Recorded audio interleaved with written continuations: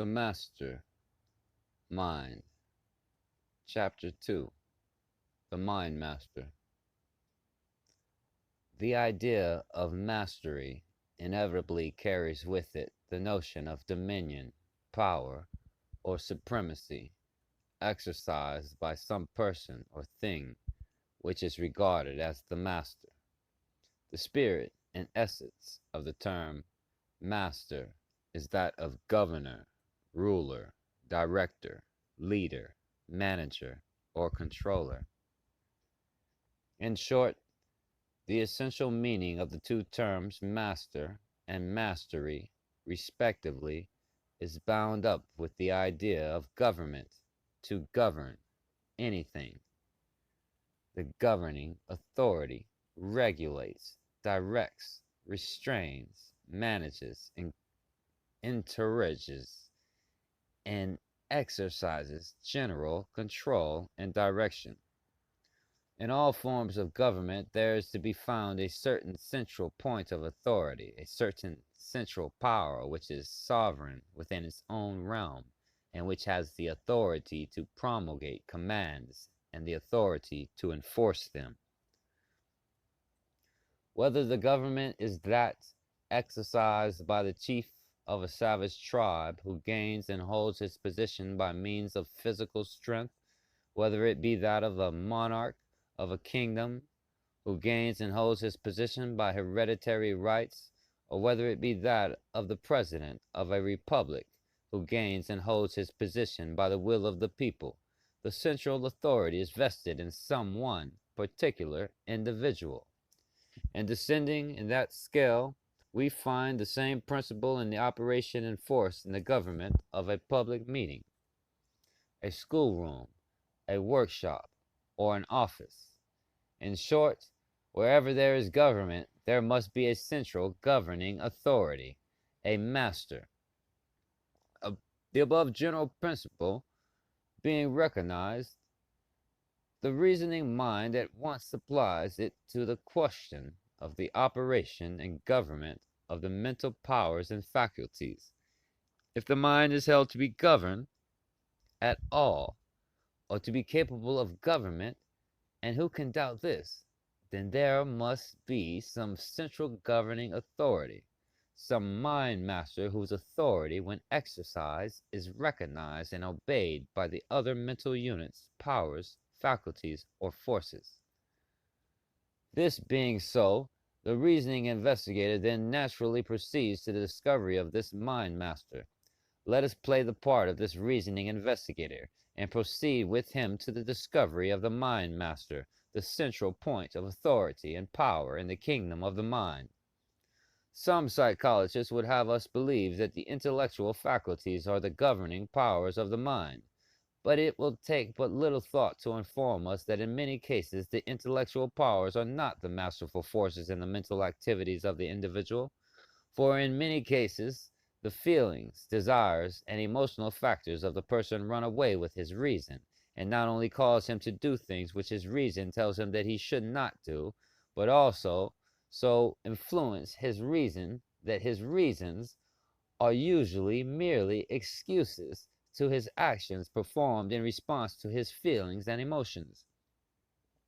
Other psychologists would have us believe that the desires, feelings, and emotions of the individual are his mental masters, and in many cases it would appear that this is true, for many persons allow their feelings, emotions, and passions to govern them almost entirely, all else being subordinate to these. But when we begin to examine closely into the matter, we find that in the case of certain individuals there is a greater or less subordination of the feelings and emotions to the dictates of reason. And in the case of persons of excellent self-control, the reason would appear to be higher in authority than the feelings. And in the case of recognized mental masters, it is even found that the very feelings, passions, and emotions are so obedient to higher mental authority that in many cases they may actually be transformed and transmuted into other forms of feeling and emotion in response to the orders or commands of the central authority. The reasoning investigator usually discovers that the mind master is not to be found in the respective realms of the first two or three, great divisions of the mental kingdom, i.e., in the division of thoughts or that of feeling, respectively. The investigator then turns to the third great division of the mental kingdom, i.e., that of will, in his search for the sovereign power. And at first it would appear that here, in the region of the will, he had found the object of his search, and that they will must be acclaimed the master. But when the matter is gone into a little deeper, the investigator discovers that not in will itself, but in a something lying at the very center of will, is to be found the mind master. While it is seen that the will is higher in power and authority than either thought or feeling, yet it is also seen by the careful investigator that in most cases the will is controlled and brought into activity by the feelings, and that in other cases it is started into action by the result of thoughts or intellectual effort. This being so, the will cannot be considered as being always the mind master. And in discovering this, the investigator at first begins to feel discouraged and to imagine that he is but traveling around a circle. In fact, many thinkers would have us to believe that the mental processes work around in a circle, and that like a ring, the process has no point of beginning or no point of ending. But those who have persisted in the search have been rewarded by a higher discovery.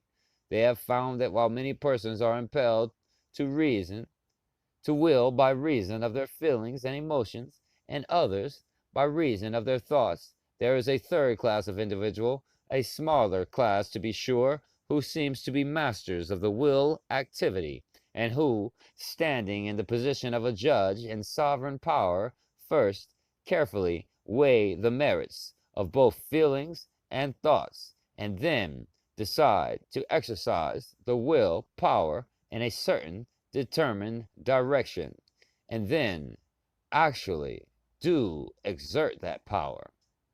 This last class of individuals may be said to really will by the exercise of some higher authority found within themselves. These men are the real masterminds. Let us seek to discover the secret of their power. The central authority.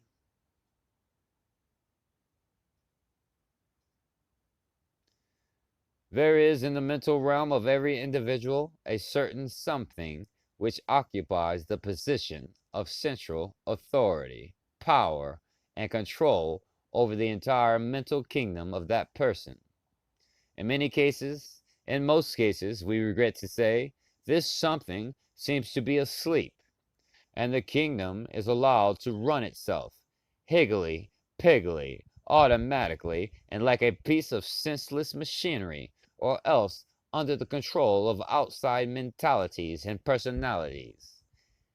In other cases, in many cases in fact, this central authority has partially awakened, and consequently exerts at least a measure of its authority over its kingdom, but at the same time fails to realize its full powers or to exert its full authority.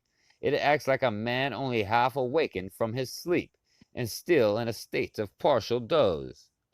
Rising in the scale, we find cases of still greater degree of awakening, until finally we discover the third great class of individuals, a very small class, alas, in whom this central authority has become almost or quite fully awake, and in whom this mind master has taken active control of his kingdom, and has begun to assert his authority and power over it. This first class is composed of the masses of the people.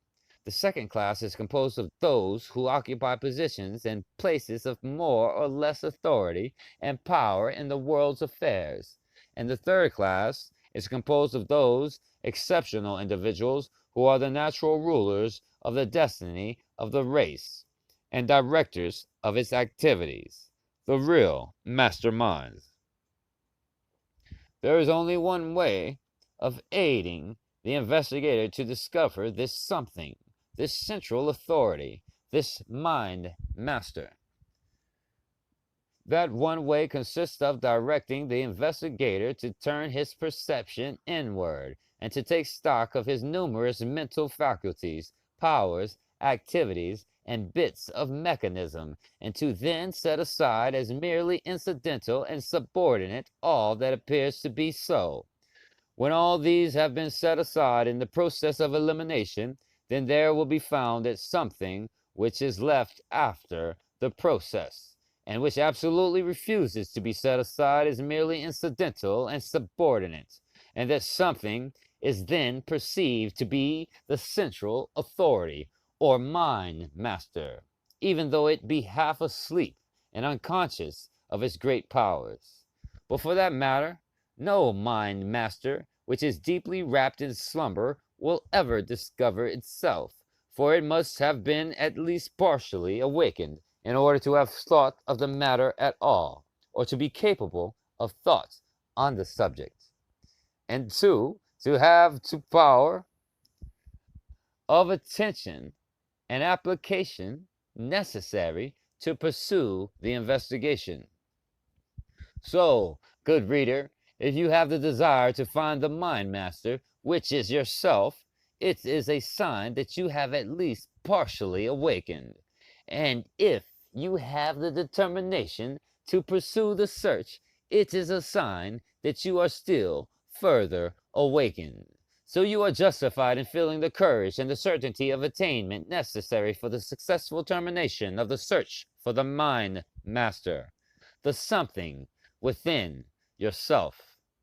You, the person now reading these words, you, yourself, are now asked to make the search of your mental kingdom. This search, which has for its aim the discovery of the something within yourself, which is the mind master, and which, when fully aroused into conscious power and activity, makes you a master mind.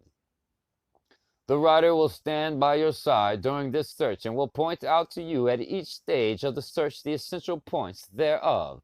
You will not be asked to accept any metaphysical theories or religious dogmas. The search will be confined to strictly psychological fields and will proceed along strictly scientific lines.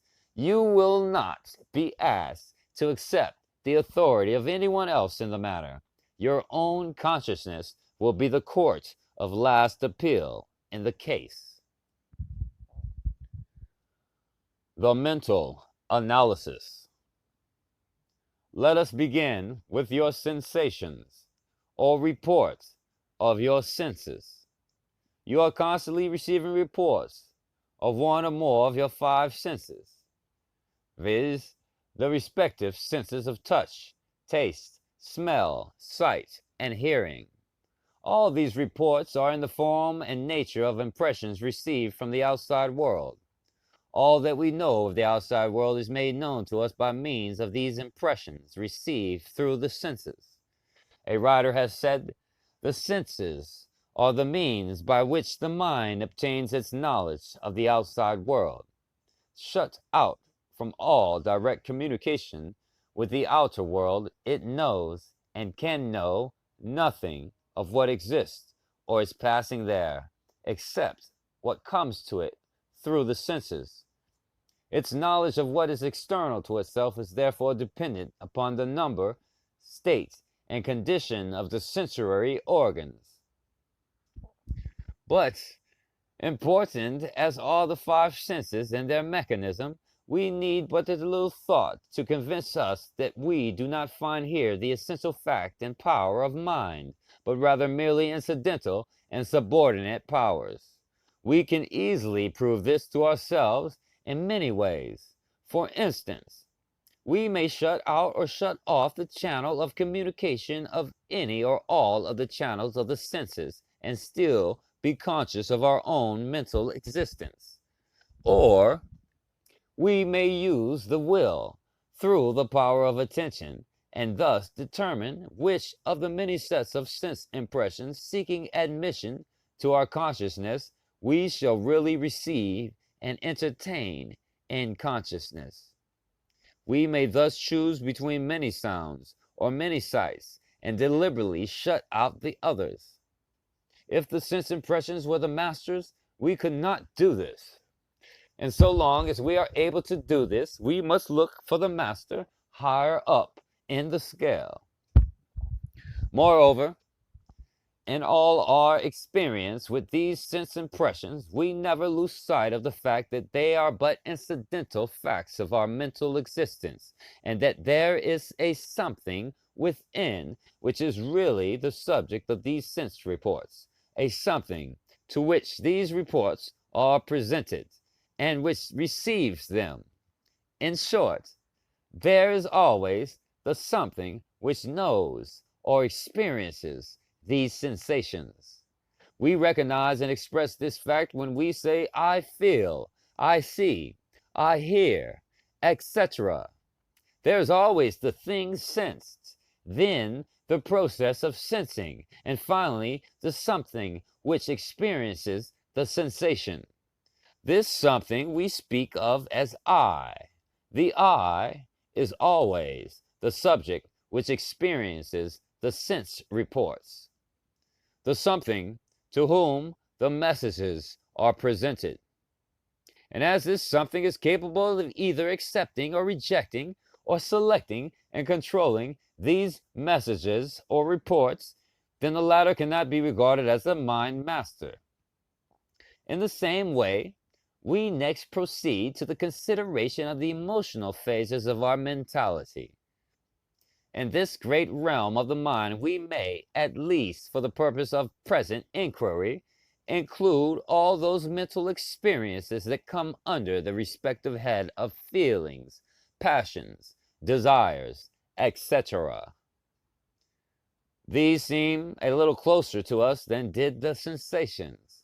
This because the sensations came from outside of ourselves, while the emotions and feelings seem to come from within a part of ourselves.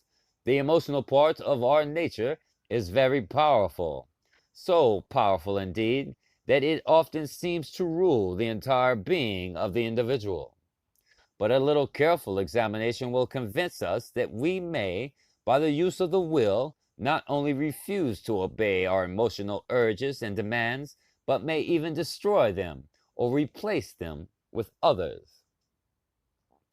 If our emotions were really masters, we would be bound to act upon them at all times and upon all occasions, for there would be nothing in us to say nay to them. But no one outside of the most primitive and elemental individuals will permit any such rule on the part of the emotional nature. Even the less advanced of the race are able to do at least partially control and manage the emotional part of their mental nature. And the advanced individuals have acquired the power of frequently, deliberately setting aside the dictates of the emotions and asserting the power of control over them. So here, too, we see that the master must be looked for higher up in the scale. As in the case of the sensations, here, too, in the case of the emotions, we discover the presence of that something within which is the subject of the emotions, the something to which the emotions report, and from whom they demand action. Here again we find this I occupying a higher seat, and having the reports and demands of the subordinate faculties made upon it. And mark you this, that in spite of the constant change in the emotional stream of feeling, this I always remains the same, just as in the case of the sensations. The I occupies the position of a spectator, to whom are presented the sense experiences. So in the case of the emotions, the I occupies the position of the something which experiences the ever-changing feeling of the emotional nature. In both cases, there seems to be this constant something, past which flows the respective streams of sensations and emotions. And this something also has the power to direct and change the course of these streams, if it will but exert its willpower. Next, we consider the great realm of thoughts. Here, too, we find a constant stream of thoughts flowing past the something, the I, which is practically the spectator of the flowing stream, and which also has the power of directing and controlling the stream. While it is true that the individuals of primitive natures are almost passive spectators of the streams of their thoughts and exercise little or no control over them, it is an unquestioned fact that other individuals who have cultivated their willpower are able to turn their attention to this kind of thoughts, or that kind, and thus control and determine just what kind of thoughts they shall think. Every student performs this feat of control. Every student performs this feat of control and mastery when he voluntarily directs his attention to some particular study which he desires to master. In fact, all voluntary attention is performed by the exercise of this power of the will, exerted by this something within, which we call I, and which thus proves itself to be the master of thoughts. The individual who has trained his mind to obey his will is able to direct his thought processes just as he directs his feet, or his hands, or his body, or just as he guides and manages his team or horses, or his motor car. This being so, we cannot consider our thought processes or faculties as the mind master, but must look for the latter and some still higher in authority. There seems to be but one other region of the mind in which to search for our mind master, or central authority. You naturally say here he means the will. But is it merely the will? Stop a moment and consider.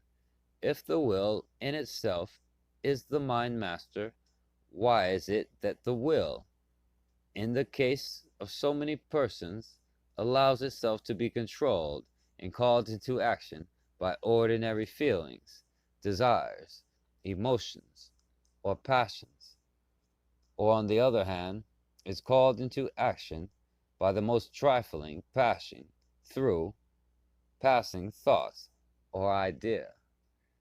In such cases, it would appear that the will is really the obedient, easy servant, rather than the master, does it not? That the machinery of the will is the mechanism of control and action is undoubted. But what is it that controls and directs the will in the cases of individuals of strong willpower? In such cases, it would seem that not only must the will be strong, but that there must be some stronger something which is able to control, direct, and apply the power of the will. In moments in which you have exerted your willpower, did you identify yourself with your will, or did you feel that your will was an instrument of power belonging to you and being operated by you?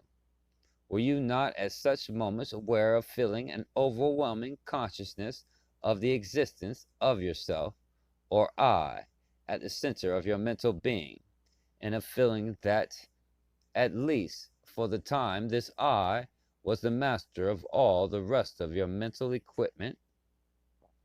We think that you will agree to this statement if you will carefully live over again the experiences of such moments, and in imagination, the memory reenact the experience.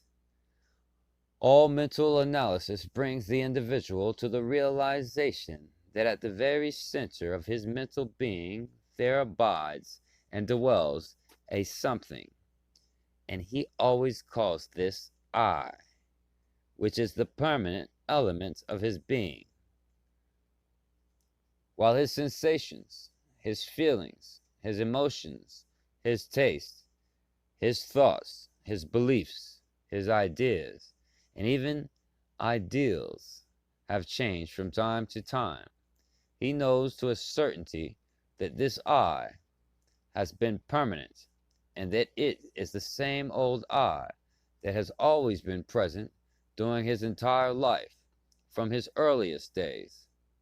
He knows that although his emotional nature and general mental physical character may have undergone an almost total transformation and change, yet this I has never been really changed at all, but has ever remained the same old I.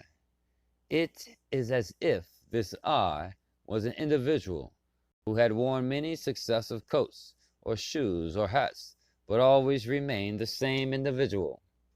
The consciousness of every individual must always so report to him when the answer is demanded of it. And moreover, while the individual may and does change his sensations, his feelings, his tastes, his passions, his emotions, and his whole general character in some cases, he is never able to change in the slightest degree this something within which he calls I. He can never run away from this I, nor can he ever move it from its position.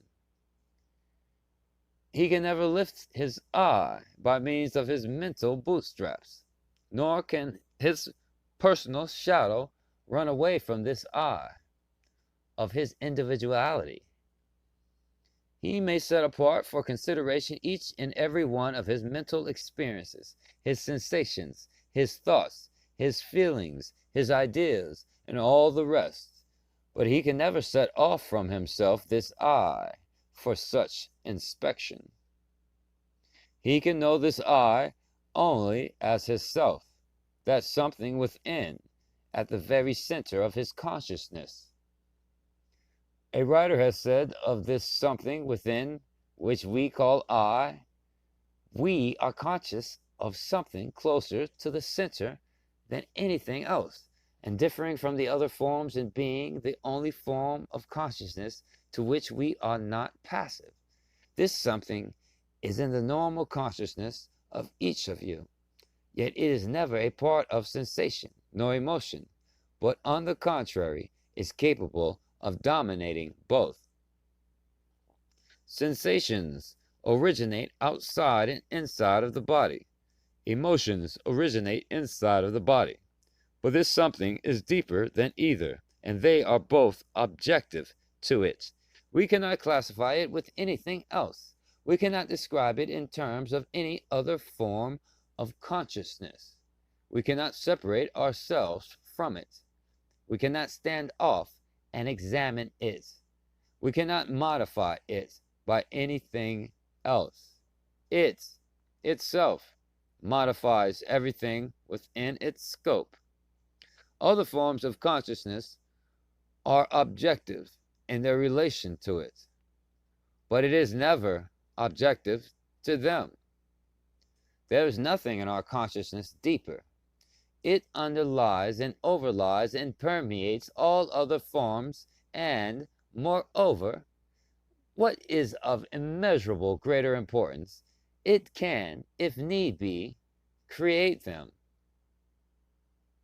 Another writer has said, the I is the thinker, the knower, the feeler, the actor.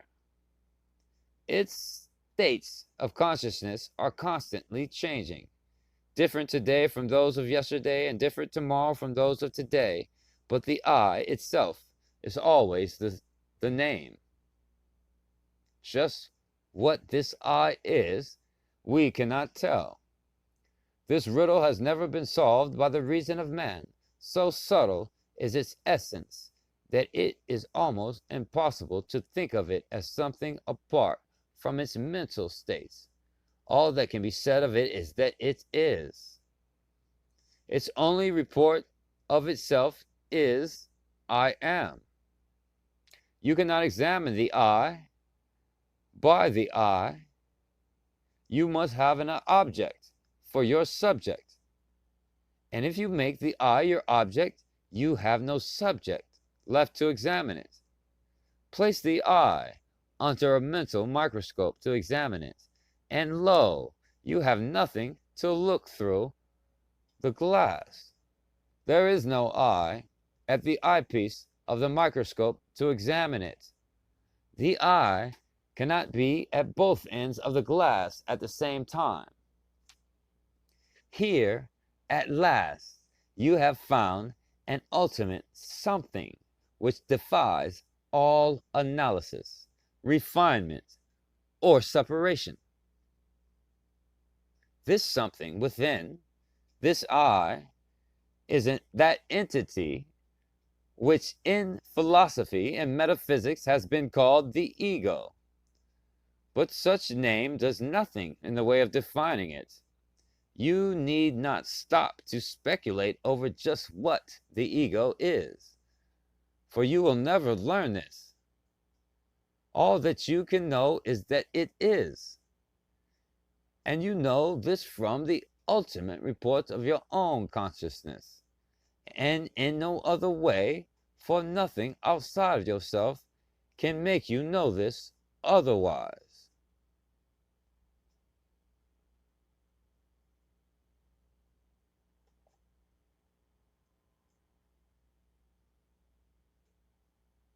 This ego is the mind master, the central authority of your mind. It is this that is able to master, control, manage, rule, regulate, and direct all of your mental faculties, energies, powers, forces, and mechanisms. It is this ego, when fully awakened into activity, which constitutes the essence of the mastermind. Your task is not to try to learn just what the ego is, for as has been said, you will never know this. Your task is to strive to awaken it into active consciousness, so that it may realize its power and begin to employ it. You can awaken it by the proper mental attitude toward it, by the conscious realization of its presence and power, and you can gradually cause it to realize its power and to use the same by means of exercises calling into play that power. This is what willpower really means. Your will is strong already. It does not need strengthening. What is needed is that you urge your ego into realizing that it can use your willpower, and to teach it to use the same by means of the right kind of exercises. You must learn to gradually awaken the half-asleep giant and set it to work in its own natural field of endeavor and activity. In this book, the way will be pointed out to you so that you may do this, but you will have to actively do the thing, after being shown how he who will carefully consider the above statements of the truth, and will make them a part of his mental armament, will have grasped the secret of the master mind.